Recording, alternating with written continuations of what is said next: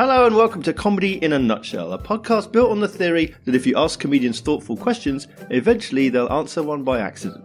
Each episode we get into what comedy means behind the scenes, the ideas that arrive too late, the jokes that should have stayed in a notebook, and the rare moment when everything works well enough to pretend it was intentional. I'm the comedy nerd who's seen more than 2,000 different comedians perform live comedy, and you can find out more about my journey in comedy fandom on my website, thecomedynerd.com. Please also take a moment to like, subscribe, rate, review, and share the podcast. Thank you. My guest this episode is an award-winning comedian, writer, broadcaster, and director whose comedy combines sharp intelligence with beautifully crafted storytelling.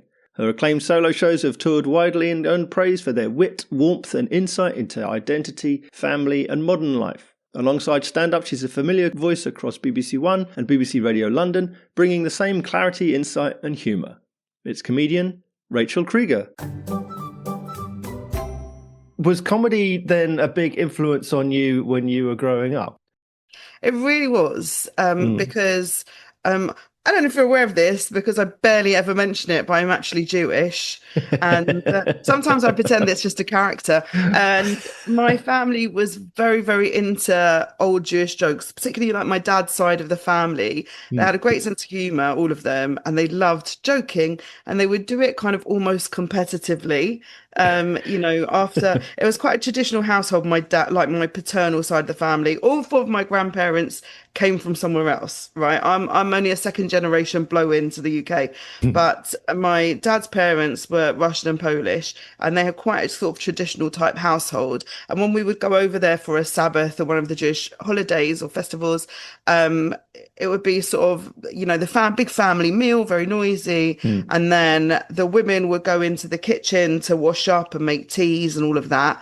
And the men would go into the living room, like unbuckle their belts a bit from the big meal and lay back on the sofas, and they would just sort of tell each other jokes all the time. And it was like banter, banter, banter. And I used to try and quietly sneak onto the stairs that ran up between those two rooms, because I wanted to be where the jokes were. I didn't really want to be doing washing up. That wasn't my thing. And also I tended to be quite mouthy and obnoxious. So, if I went into the other room, I was I often got into trouble. So humour played a massive part in growing up. And also I think my other grandparents were, survivors. They were German refugees, and being able to face things with humour is such a massive part of survival in my family. Like, it really is. And my mum's family, they weren't so jokey, but they found positivity and stuff, or they found a way of thinking about things or addressing things in a way that transformed it a little bit.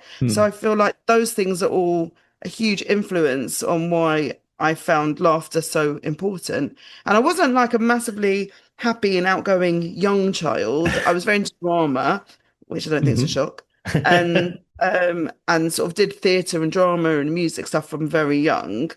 But I changed secondary schools. I got bullied at secondary school because that's compulsory for comedians.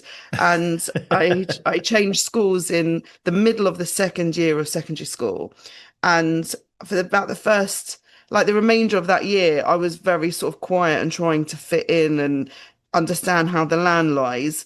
And I'm a neurodivergent person, but that word didn't exist then. So for me, not understanding the social norms, was very challenging. Very challenging. We didn't know that. We didn't have a word for it. We didn't know what it was.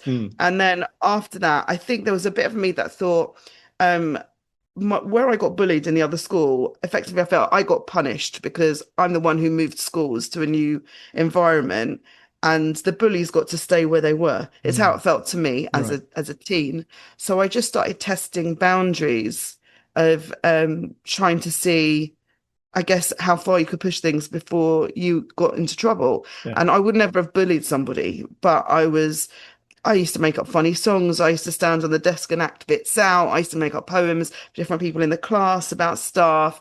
I was very fun to be around, but a very actually depressed teenager who had this sort of whole underlying misery, which is, the feeder school for this industry, isn't it? That kind of personality type.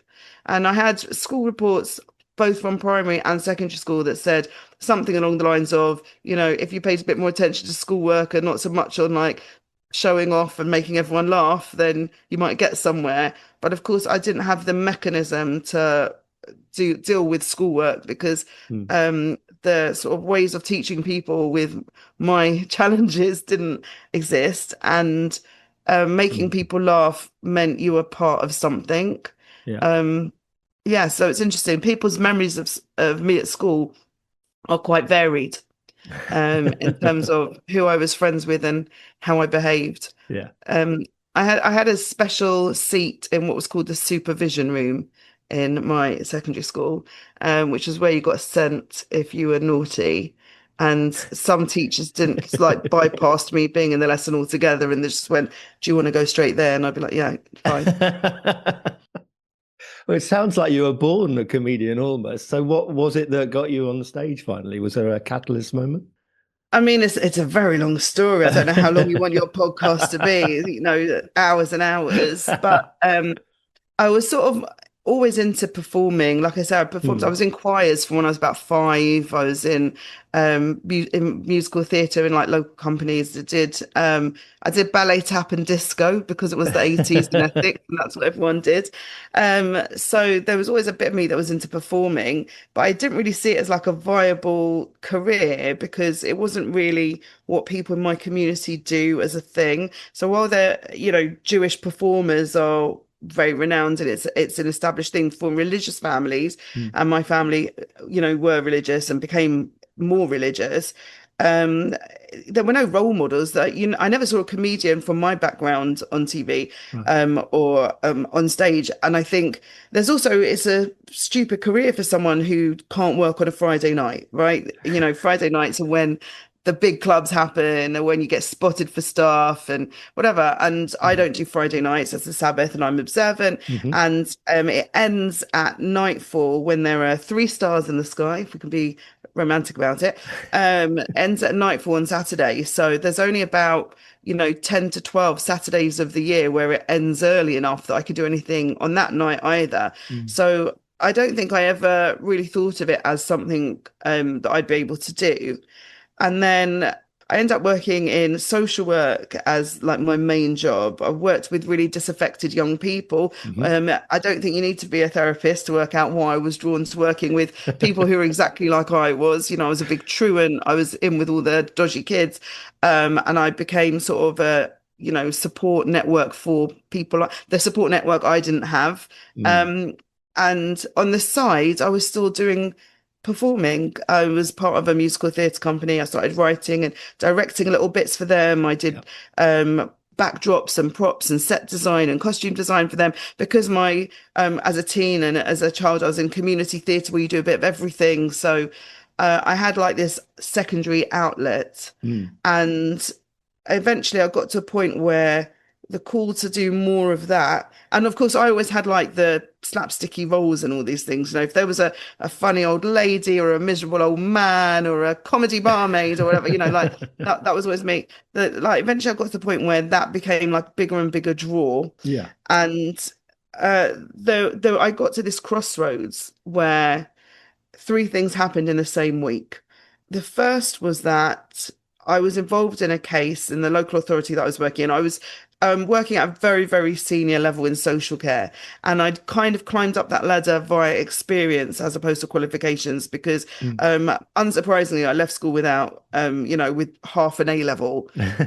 Amazingly enough, you can't pass exams if you're not there. Hmm. And I didn't go to university, but I did other kinds of qualifications, and I did youth and community work and substance misuse training and safeguarding training, whatever. So I'd end up in charge of this department. And we got in 2 things happened the same week. One was we got inspected, and the other was a case that I've been working on kind of blew up, and there was press about it. So I'm going to be a bit circumspect how I describe it, but Hmm. it involved a pair of very dangerous twins. And I'd been begging for intervention for this family for a really long time and been told there wasn't money for it. And I kept saying there'll be an incident and it will cost us a lot more money than prevention. Hmm. And of course, there was an incident. And after the incident occurred, the Child Protection Police, via the authority, turned up at the family house and said to the mum they only had space to accommodate one of the children, and she had to choose which twin she thought, like the film Sophie's Choice. Mm. And I found that an impossible thing to be connected to. I didn't want to be a part of a organization that would do that to a family. It felt so damaging. At the same time, we had this inspection, and the focus was on pastoral care, which was loosely what my department was responsible for across the big unit that I was working in at the time. And the report came back and it said outstanding in all areas. The only criticism they could find is that the head of the department is in absolutely no way qualified to be running the department. I don't have any of the degrees or anything that you would have to be at that level. And the head of the unit said to me, "We want to pay for you to get a master's. We know you can do the job. Let's just tick the box. We'll pay for your placements. We'll pay for the course.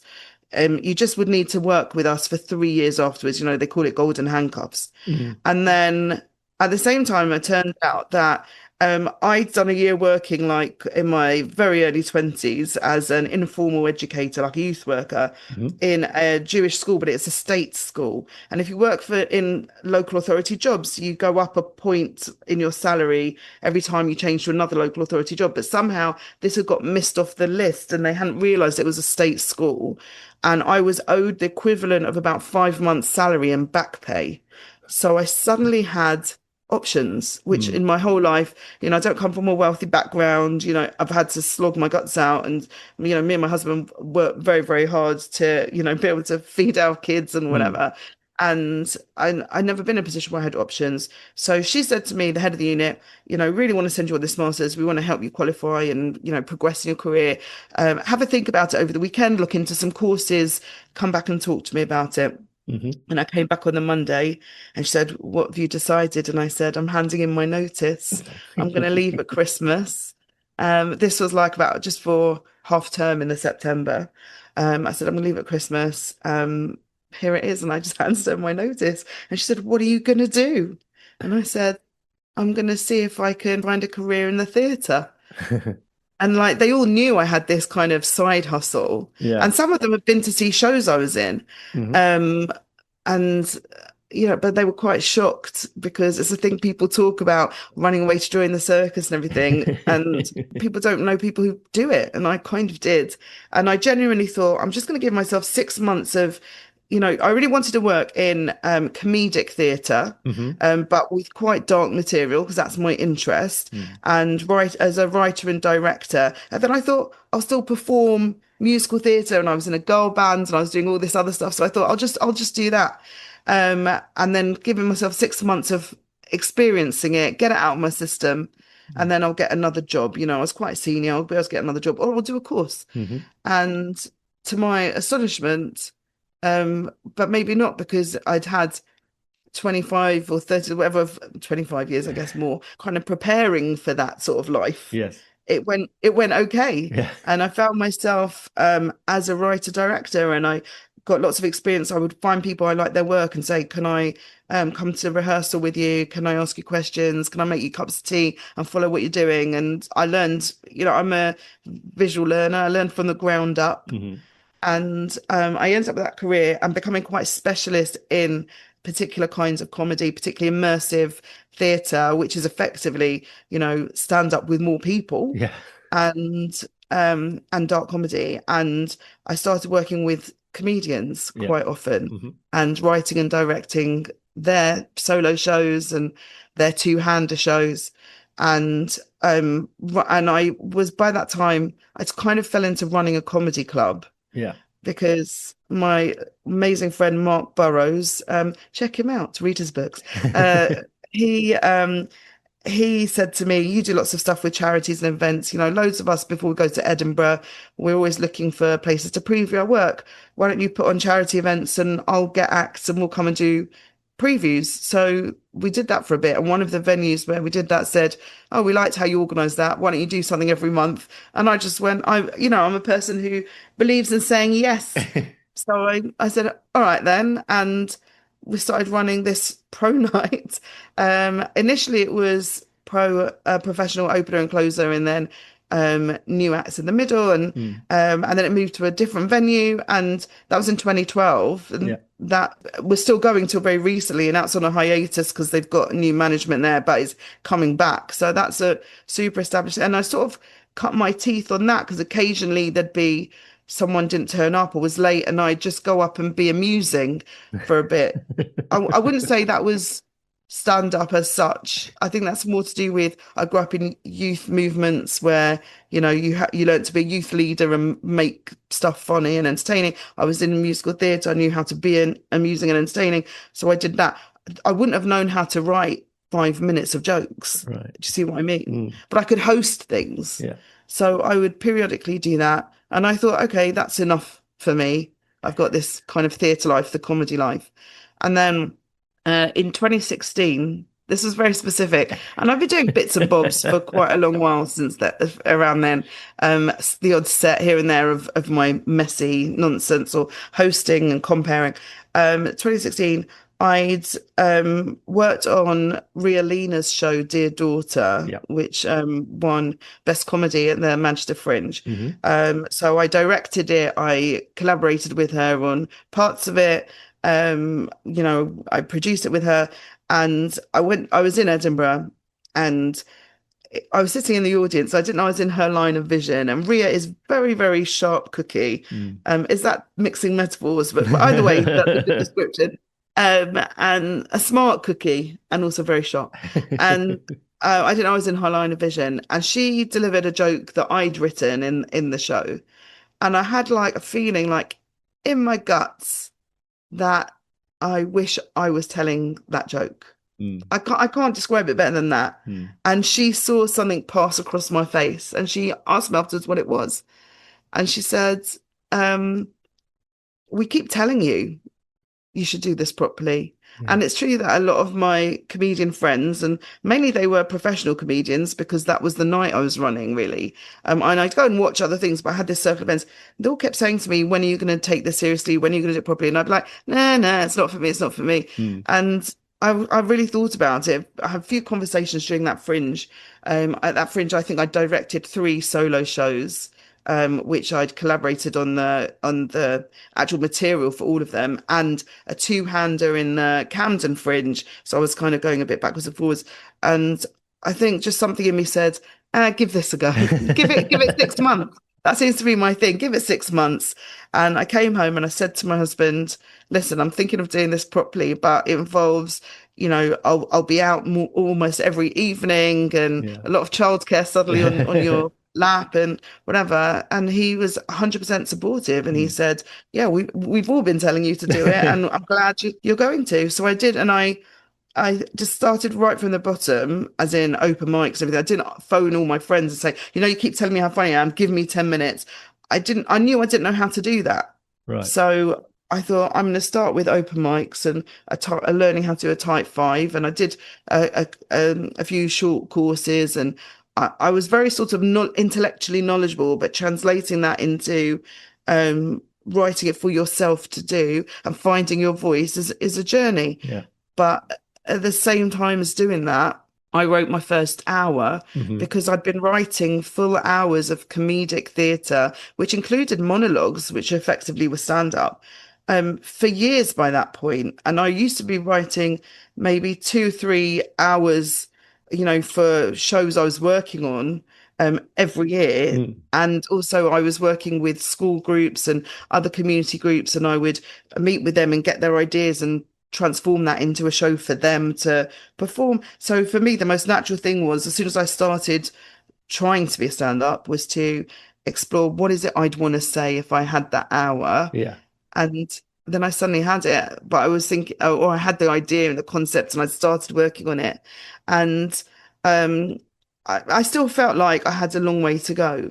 And then Christian Riley, he came to headline at my club, and I was hosting, and I was testing out bits of the idea I had for if I was going to do a show. This is the kind of stuff I feel like, because when I started, I did a lot of stuff that was to do with bees and animals, because I find them very funny. And then everyone kept saying to me, but you're the only Orthodox Jew we know. And when you talk about your real life, that's way more interesting and entertaining. Like if you've got a USP, why wouldn't you focus on that? Yeah. So Christian, at the end, I did this kind of whole bit about why comedy is not a job for a nice Jewish girl. Yeah. And at the end of the gig, instead of just leaving, he sort of sat me down and he said, so you're doing the Fringe this year? And I was like, oh, I'm not ready. You've been doing this 10 seconds, whatever. And he was like, no, you need to do it. He said, you've been prepping for it for years, really. Yeah. And you've got something to say. You need to find a time to say it. You need to find a mechanism to say it. So I said to him, yeah, but it involves filling in forms. I'm all dyslexic. I don't like forms. He said, I'll fill in the form with you. And he did. He talked me through everything on the form to apply to do my first show at the Fringe. And then he said, and then find yourself previews. And I was like, I'm used to finding previews for other people. I said, yeah, but go to all those places. So I ended up doing that. And I won Best Comedy at Greater Manchester Fringe. And I didn't believe it, by the way. So, because by that time I knew the people who run it quite well. I had quite a successful theatre career as a writer-director and bringing stuff to them and bringing the stuff I'd for other people, other comedians to them. And they always have a big awards party on the last night, but I'm always back in London by then. So I sent a message saying, have a great night. And then in the middle of the night, I got up for a wee and I saw I had a text back from them that said, it was fantastic. You won Best Comedy. And I replied, yeah, thanks. Very funny. We'll all be sober in the morning. Glad it was fun. And then I went back to sleep because I thought it was a joke. And then I woke up in the morning and there was a thing saying, not a joke, you won. And I was like, all right, taking it a bit far now, ladies. And until I saw the press release, I genuinely didn't believe it. And I thought, well, maybe this isn't going to be a 6 months thing. And here we still are 10 years later. And it's my full-time shenanigans. Yeah. I told you it was long. Yes. I missed out one aspect. I did miss out one aspect, which is what made me a yes person. Yeah. Because I think that is an important thing. Yes. Which is in my mid-20s, I was very ill and I lost my speech and my mobility, more or less. I had bits and bobs and quite a bit of memory. And it took a long time for me to recover. I was in hospital more or less for 6 months, 6 weeks at the beginning and then on and off for about 6 months. And then I spent a year kind of relapsing and remitting and trying to get diagnosis and whatever. And that experience of kind of not being able to do anything or not being able to have a personality or really be myself is something that really made me decide I have to take opportunities and give stuff a go, because you don't know when you're going to have that taken away. I don't want to be depressing about it, but you don't know when you're going to lose that for whatever reason. And one of the things, and I have got disabilities that I had before and as a result of being ill then, but a disability is something that can happen to anyone at any time. And I've always got the kind of thing hanging over me that I could have another neurological crisis like that again. And I want to pack stuff in. Yeah. Well, from that, having a side hustle to doing 6 months to doing 10 years. Yeah. Did you go in with kind of expectations of sort of an understanding of what it meant to do comedy, to be a comedian? And how surprised were you by what the reality of it was? I think because I'd been around the industry for a long time, and I was that bit older, I wasn't like a 19-year-old starter. Although, if I'm very honest with you, I did try it once when I was 19, and I'm mortified even talking to you about it. I feel like the hairs on the back of my neck go up and I feel quite sick. And I died a terrible death, quite deservedly. And I thought, all right, maybe this isn't for me. But what I used to do is write funny songs and stuff and do that at occasions. So I had a whole scene going on, but I was adjacent to the comedy community for a long time before I got involved in it. Then I was involved in it for a long time before I tried to do it myself. So I'm lucky in that there weren't really surprises. There weren't really surprises as such, but I guess some things were a bit more so than I expected. Like the sort of level of misogyny at that time, and particularly the sort of the male dominance of it. I think because I didn't run a night that was like that. being a part of it as opposed to being an audience member or an occasional face popping up, that was quite interesting, maybe. But also the camaraderie. If you're the kind of writer, director, and everything, and everyone's nice to you, and that's fine. Yeah. But it's not the same as the sort of siblinghood of being part of that community. And that I think is quite special. And it's also really different from theatre, in my experience anyway, and people might disagree, because both of them are very competitive, obviously, industries. That you might see an ad that says, I'm looking for someone for this role. I want them to be, I don't know, a middle-aged, curvaceous Jewish mother with blonde hair who wears a headscarf. And then people who resemble that all, turn up for this audition or apply for the audition, plus a few chances. And in comedy, what's different is that when you get something that's, I don't know why I'm speaking to the choir here, because obviously you know this, but it might say, looking for someone to do 15 minutes in Blackpool on Thursday. And then everybody who's got anything from 10-minute chances to 15 minutes up to, 15 hours of shows they've done, whatever, all those people are competing for that same slot. But I found that in theatre, the competition was much more like you'd stamp on your grandmother, to get to it. Whereas in comedy, in terms of how people relate to each other, it's more familial. It's that, there's something quite lovely about that. When you go on these long car journeys with people, in theatre, it's you work with people for maybe 6 weeks on a tour and you spend all your time with them and you're very close and then you don't ever see them again. And that's, and it's fine. And that's a memory. And with comedy, because you have these sort of cycles of you spend a lot of time with a certain person, then you don't see them, then you see them again. It's much more like your long lost cousin. And the car journeys are much more personal stories and intense, and people have each other's backs quite often when chips are down. When you see it all the time, someone's ill, someone has a crisis, and the community comes out, and people on the whole who don't have a lot financially and will all find a way to bung in £10 for a comedian who's had a car accident and can't work or whatever. And I felt it myself really last year. When we had the slightly shocking incident of my Edinburgh show being cancelled by its venue, decided they didn't want my lovely Jewish show in it 2 weeks before the Fringe. And I really didn't know what the reaction would be of the industry. It's a very political industry. I'm a political person, I'm a left-wing person. I'm just sort of quite sweet about it all. It can be quite an aggressively political industry.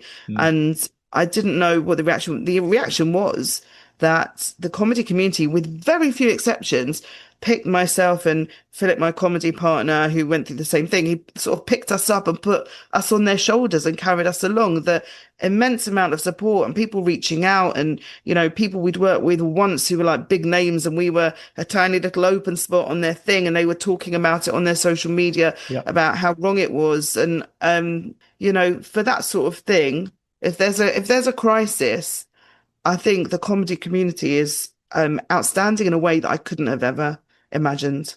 Also, lots of people are really funny.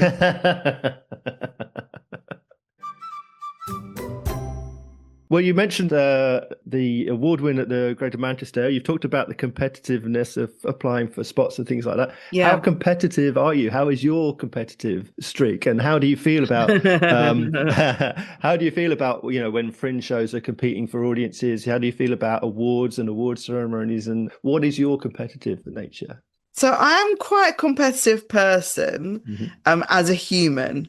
My family would say to you, I'm a really generous loser and I'm a really terrible winner. Like if we're playing Monopoly or something and you beat me fair and square because you're better, I will shake your hand and be impressed by your gameplay.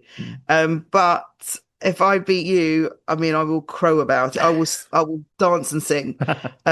And I'll bring it up for years to come. So yeah, whatever. Everyone has their survival mechanisms. But I decided quite early on that you can't worry about audiences. You can't worry about, in terms of the competition element of it, you can't worry about awards. All you can do is be your best you.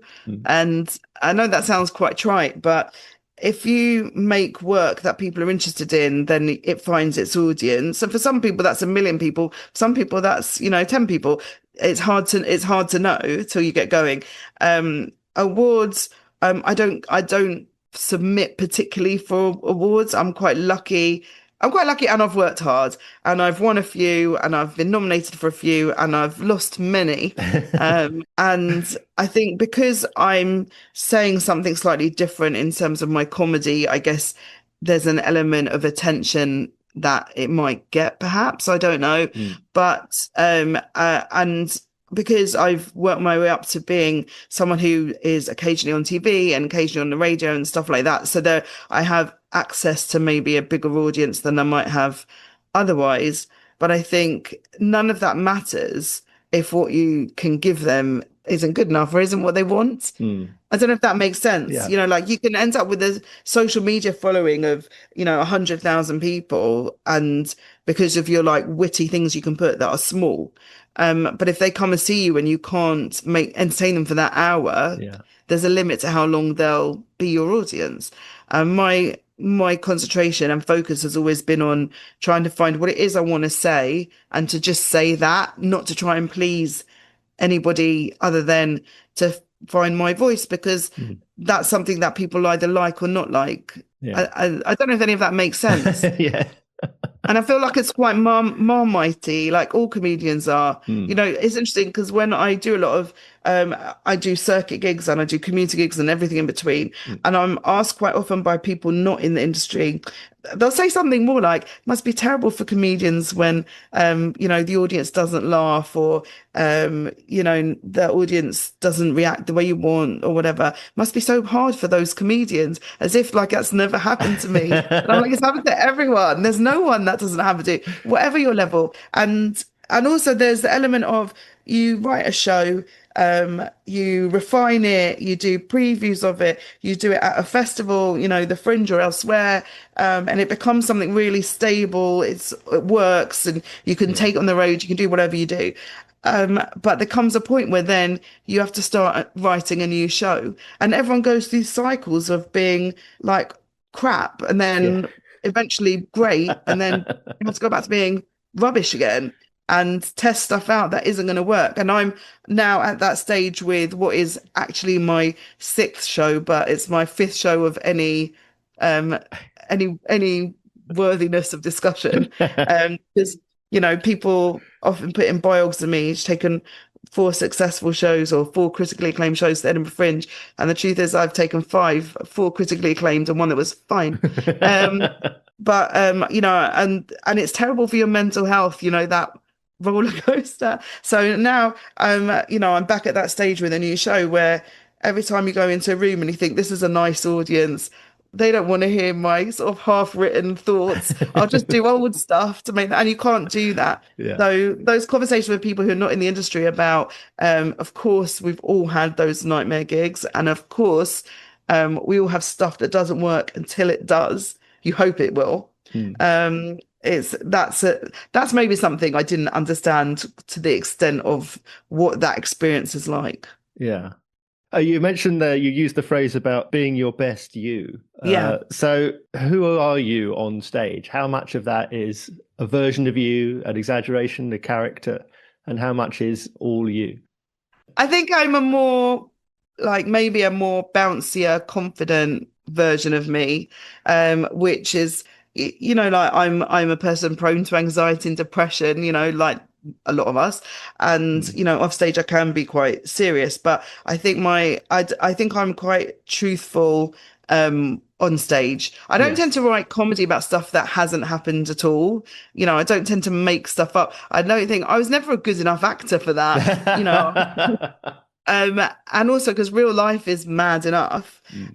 So I think I am my show Ultimate Jewish Mother, which has been relentlessly performed for the last 3 years, surprising, and is actually coming back for a 4th year to the Fringe, alongside my new show at the request of Hoots, where I'm performing, which is really, really lovely. That is probably the most exaggerated form of me, in that I am a Jewish mother. I am very loving. I love everybody. I treat everyone, and this is honestly, this is like my life mantra. I treat everyone with unconditional positive regard, unless they do something that changes that. So Mm. I assume we're going to be fine. That's up to you if you want to prove that you are, if you see what I mean. So that's my life lesson. Hmm. And I'm like that on stage as well. I go on like just for a normal club night even. My thought as I go on stage is we're all here to have a good time. The likelihood is we'll have a good time. So let's just assume it will be fine. I'm not one of those people who catastrophizes how badly the gig's going to go before I've even stepped on the stage. Even if the person before me has had a challenging time, Mm. I think it's dangerous to assume it's going to be awful for you because you're a different person. And it might be. You might have another dreadful time. And then you can think about the fact that I don't like every comedian's act. Hmm. Um, and a lot of the people who I like are people who maybe someone else in my family wouldn't like. Do you know what I mean? We all have a personal taste. We can't all be everyone's cup of tea. Hmm. And I'm very philosophical about sometimes I'm not what an audience wants, you know, rarely these days, but it still can happen. And that's okay because we all have different tastes, and that's why you're on a lineup. People who come and see you personally probably like your shtick. Yeah. But for a lineup show, there's always someone on the lineup who someone isn't going to enjoy. That's life. Mm. And I don't mind if that's the case. I mean, it's annoying, but it's not, I don't take it home with me. Yeah.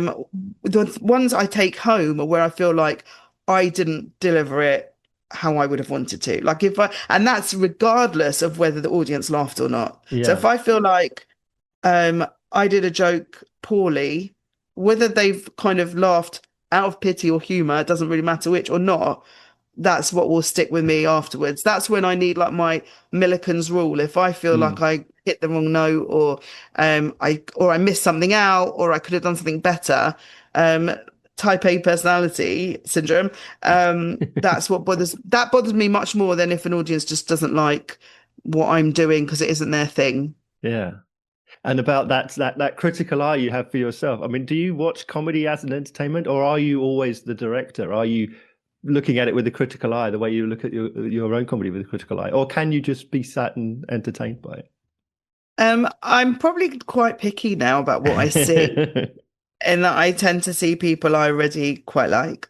Mhm. No, I still enjoy it as an art form, and actually, if possible, I'll always go to a gig from the beginning, regardless of where I'm on the lineup. Like if I'm closing it, I'll still go from the beginning because a few reasons. One is I really enjoy comedy, like I enjoy it. I especially like it if it's someone I've never seen before, and I'm interested in what they're going to say and what they're bringing to the party. I think that's exciting, Yeah. and I think you still learn. There's no point at which you stop learning if that's your mindset. And seeing how different people, the other acts, work with the same audience is quite valuable. You always learn something from that, and I enjoy it. When I go and like just see solo shows, I really try and unless I'm going to sort of review for Funny Women or something like that, I try and go and see people where I kind of have a sense of who they are and I just relax into it to enjoy and watch it. Mm. Because I don't want to be just like the director head. I think comedic theatre and theatre in general, I find it harder to not have my own voice of, well, I wouldn't have done that like that, or, I think they missed a trick there. Mm. I tend to not even try and think of another line. Often comedians will watch other comedians and they'll come at the end and say, I've got something for you if you want it. Yeah. Yeah. I try not to even have that bit of my brain switched on when I go and see a stand-up show because, you know, it's part of the experience is being in the moment. And one thing with stand-up is that every show is different because the dynamic is different because you don't have to strictly stick to your script. You can veer off. If Mm. someone smashes a glass at the back of the room, you can comment on it. It can become an element. Yeah. When I host gigs, but particularly like if it's a big gig or it's a central London gig where it's a lot of tourists as opposed to regulars, I quite often do end the night with a poem based on the night. I make little notes through the show and I'll Hmm. write down, audience interactions I've had, or, when the person dropped the glass, or the couple who came in late and were, drenched from the rain or whatever it is. And, I'll do this little poem. And I quite like that because for me, that's sort of, part of what the essence of what stand up is that it's immediate, it's in the moment, it's not repeated, because it will never be and that's true for theatre to an extent, in terms of it's always a different audience, the atmosphere is slightly different. Yeah. But with theatre, what you're saying and how you move is prescriptive. It's to a set piece, and often because that impacts other people on the stage. Like if you decide, actually today for this scene I'm going to sit down, that can impact other people who are in the scene, and the telling of the story and how it's visualized. Whereas with stand up, you can make tweaks and changes. You can come up with an idea on the fly for something you've been doing for 20 years, the same set, and suddenly something in that moment makes you realize, if I change that word to that word, and that's the dynamism of it, and that's what's exciting for me. Yeah. So I don't remember what the question was now. Watching. Yes. So there you go. So I think being in the moment is really important. And also if the comedian is someone or is a friend, then the joy of just watching them be brilliant Yes. is incredible. And I was thinking, last year, some of the shows I watched, and I just thought, I like there's a Yiddish term called nachas. And nachas is like aggressive love and pride. Usually you'd say you have nachas in your children, but I get like real nachas from watching my friends be brilliant. And we were both at Adele Cliff's show recording recently. And honestly, I was just watching her, and I've watched this show from its like first little tiny hesitant footsteps up till this kind of brilliant, well put together, crafted piece of comedy. And I just was and I've seen it so many times, like it's different incarnations. We often preview together, and I felt excited, and I enjoyed watching even bits I'd heard over and over. So I think I can switch it off for those environments. Yeah.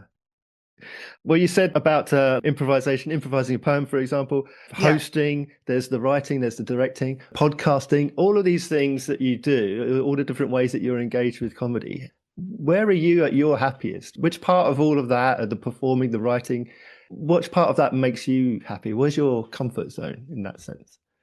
I mean, sort of whatever I'm doing at that minute is the honest truth.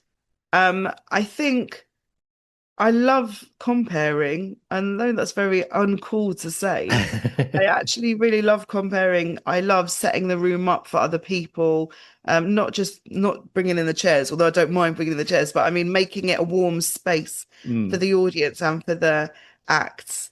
And when people are complimentary of my hosting, I think that's a huge compliment, because it's a juggling act.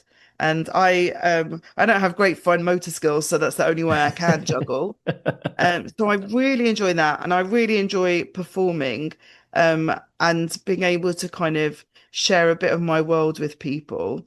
I think it's a privilege, honestly.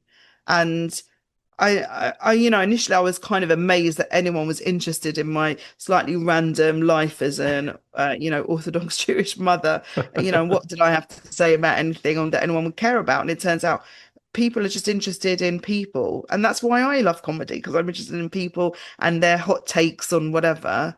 And particularly, I mean, all my shows have been quite different from each other, but I'm very curious to see what the reception will be of my new work, because, as I say, for the last 3.5 years, I've been doing the sort of show where people describe me as a Jewish Victoria Wood.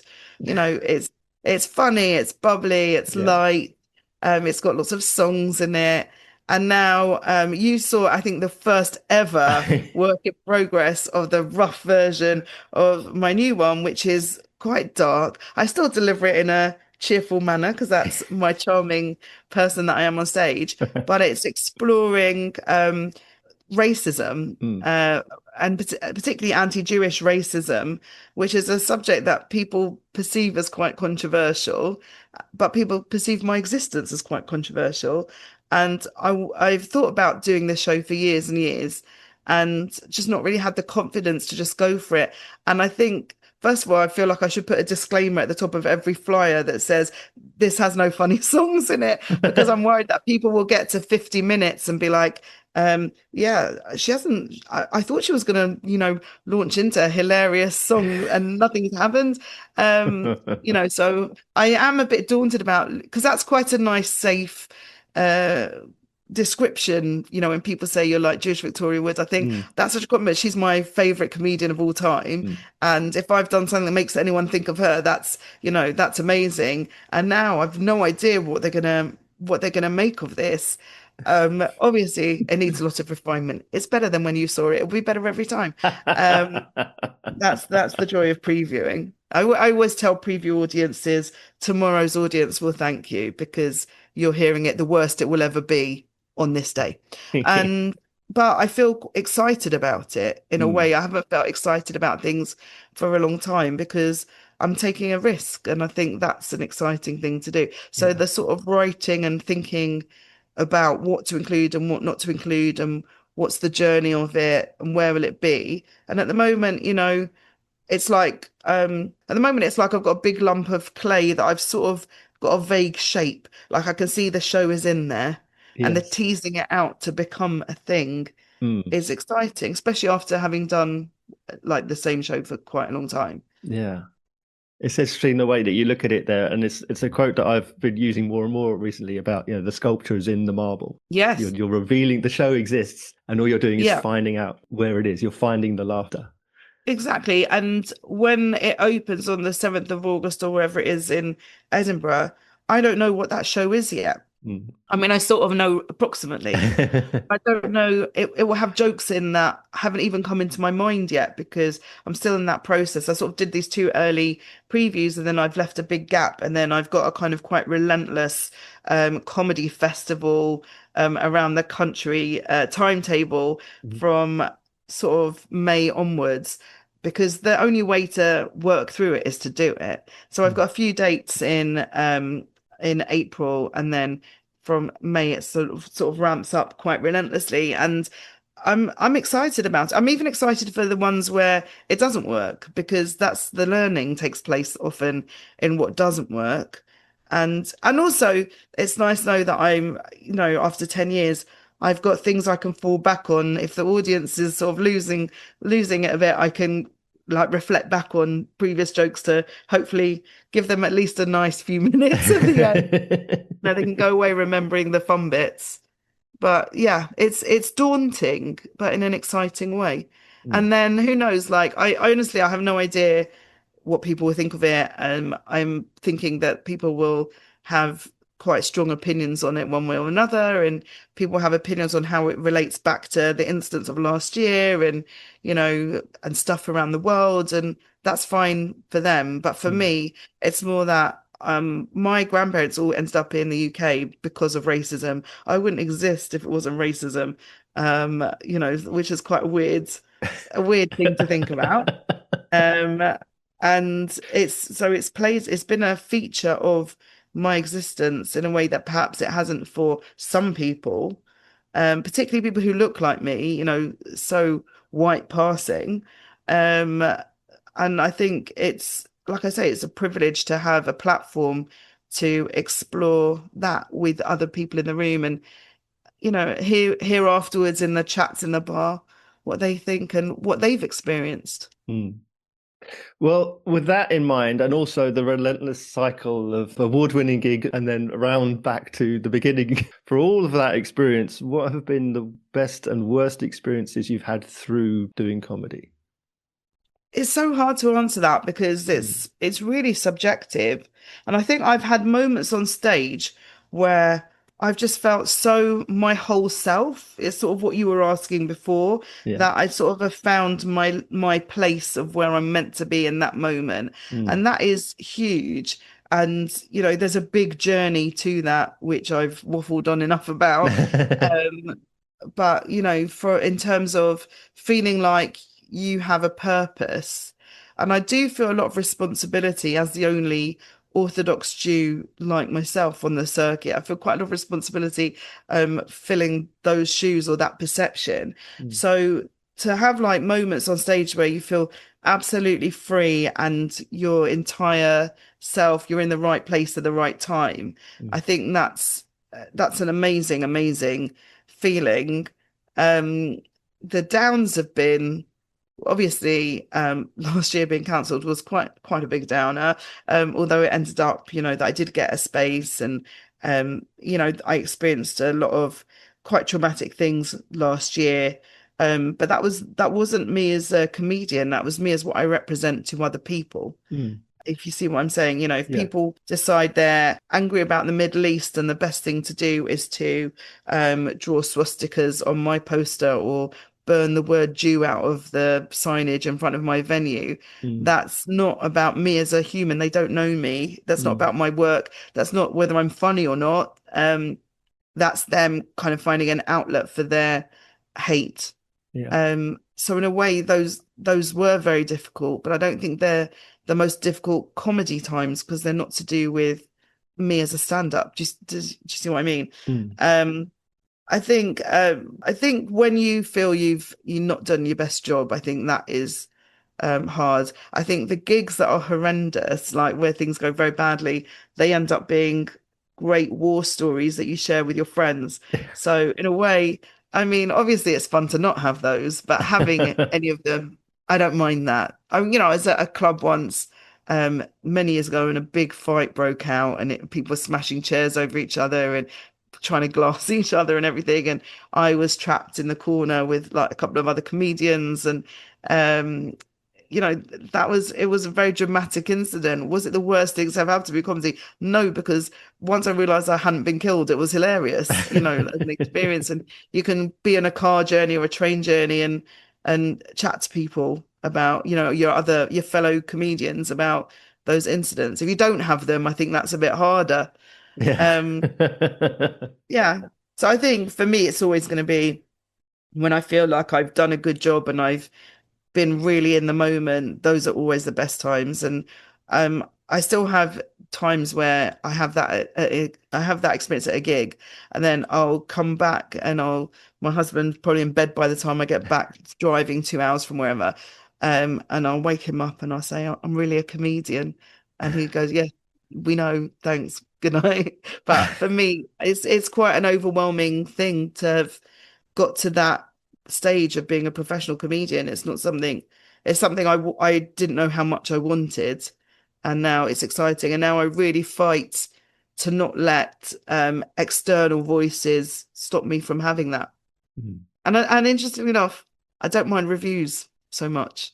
I know people, much as we talked about awards and that sort of thing. mm, I think people are entitled to not like your jokes and not find your stuff for them. That's normal, mm, and that doesn't mean you should stop unless they say something and it really resonates. You think actually they've made a very good point about that bit I do about school or whatever. I'd never thought about it like that. That can be quite useful. It's lovely to get great reviews. But I don't like stay up all night thinking about bad reviews because I think we all have different opinions. mm. I did have one review that was, I cannot possibly recommend this show unless Creeger changes everything about it. And I sort of love that more than I've loved some 5-star ones, because I thought that person was really hating every second and I had an impact on her. And that's exciting. But then it turned out that the things she hated were nothing to do with the show. Mm. She didn't like the room, and she didn't like this, she didn't like that. And it turned out she didn't really like comedy. She didn't like, and I happen to know the editor of that particular publication. This is, many years ago. Mm. And this was actually a piece of theatrical comedy, not stand-up. But I said to him, why did you send her? And he said, oh, the person who was meant to come, who's like our comedy person, was off sick, and I didn't want to let you down for press night. So I sent someone. I said, but you've sent someone who's listed why she doesn't like this kind of thing. And then her critique is of the environment. Mm. She doesn't say anything about the words or Yeah. the delivery. And he did say, actually, in fairness, that's not a review we should really leave up because it doesn't review your show. And they took it down, but I was a bit sad it got taken down in the end because I thought, what thing to have on your tombstone. There's, I think it was Alexis Dubus had a review and it said perfect, 4 stars. Yeah, damn it, 4 stars. And then there was also I can't remember who it was who got the 1-star review from the Scotsman and then put a star, the Scotsman and all their stuff, which is genius.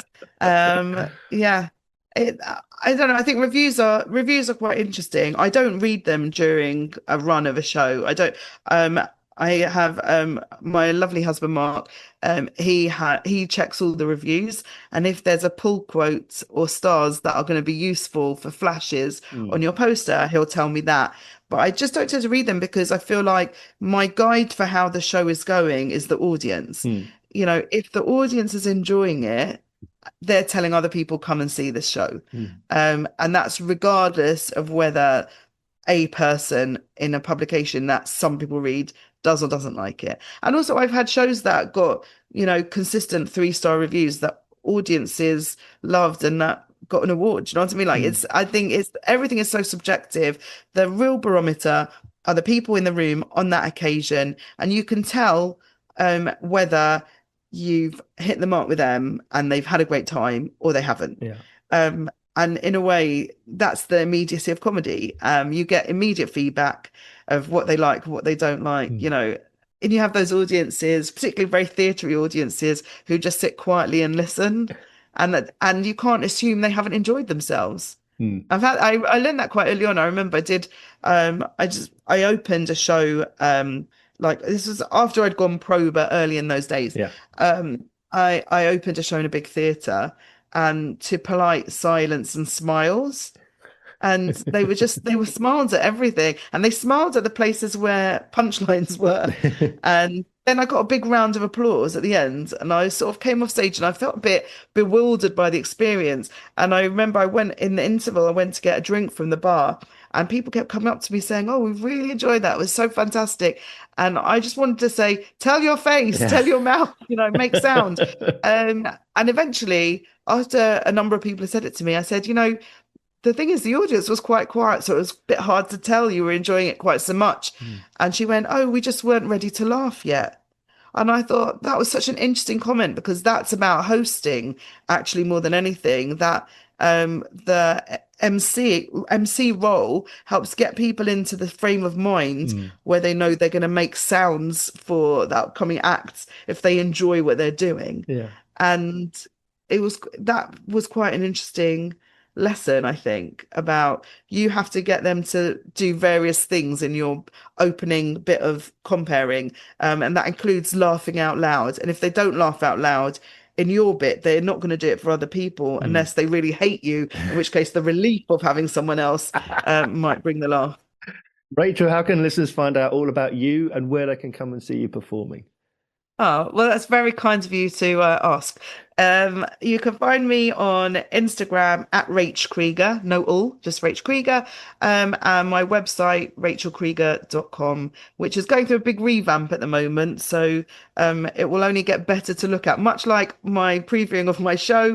My website will only improve over time. So enjoy it now and then enjoy it more in a few months' time when it's even more streamlined and less busy. And so we come to my final question, of course, the title of the show. How would you sum up comedy in a nutshell? How would I sum up comedy in a nutshell?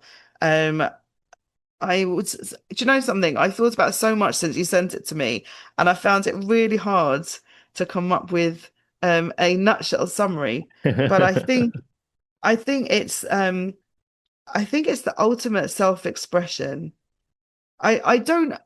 I'm going to waffle on now, obviously. Now you've asked me in a nutshell. I sort of don't believe in the principle of being cancelled. People talk about me being cancelled. I wasn't cancelled. My show was cancelled from a venue. Everyone has a platform. And comedy is a brilliant survival skill and self-expression, and a platform that people use at lots of different points in their life for different reasons. People use it at school if they're being bullied, to be the funny one and then they're left alone a bit. People use it to cope with dark times in their life. You know, people use it on their deathbeds. I sometimes lecture about comedy in the Holocaust. You know, there were people making jokes. There were people making jokes in the camps, on the trains. It's an absolutely essential survival skill, and it makes you super present in the moment, and it connects you to another person in a really unique way. So now I'm going to change my comedy in a nutshell, and I'm going to say comedy in a nutshell is a way of being immediately connected with another person, I think. And I'll change my mind on that again, and I'll send it to you in a WhatsApp. I'm not good at nutshells. If there's one thing you've learned from this conversation, summarizing something in a nutshell, unless it's a joke, and it takes me many, many years to refine a long joke into a short joke. But thank you. It's been absolutely my pleasure. Thank you so much for being my guest. Thanks for the chat. It's been nice.